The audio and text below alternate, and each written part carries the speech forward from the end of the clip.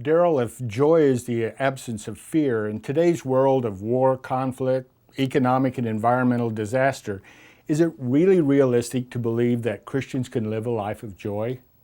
See, that's a great question. Remember, we've talked about and defined joy. The word is chara in the Greek, like the name charis, the girl's name Charis, comes from the actual word joy, which is this experience of the absence of being fearful.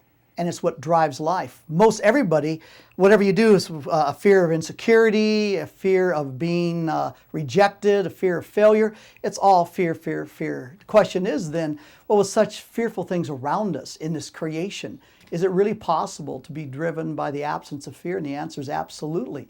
Because remember, when you talk about the fruit of the Spirit in Galatians 5, it's love, joy, peace. And so, interesting, many times peace, which means rest, follows this attitude of joy, is I need not be fearful. Well, how do you do that with everything going around? And media trying to make you so frightened about everything going around in this world. The answer is very, very simple. It's Philippians chapter 4. It's when the Apostle Paul says, rejoice. And again, I say rejoice. And by the way the word rejoice is the imperative, the command to experience joy.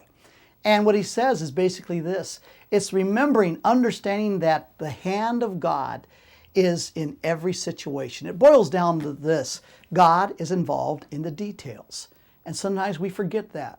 And when I meditate, when I find fear beginning to kind of kick up in my heart, then immediately I say, okay, Darryl, is God involved in the details? Is God aware of this? Does he know my very thoughts? Psalm 139. Does he there know all my emotions and feelings? Of course. And so it's much like I've said before, if you're thinking about red, the only way you can stop thinking about red is start thinking about blue. As long as you're thinking about blue, you won't think about red.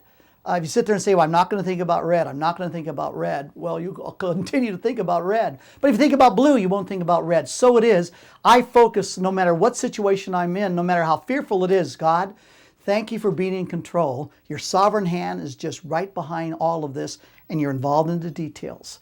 When I speak truth to myself, my heart settles, the Spirit produces love, joy, and peace. Thank you, Darryl.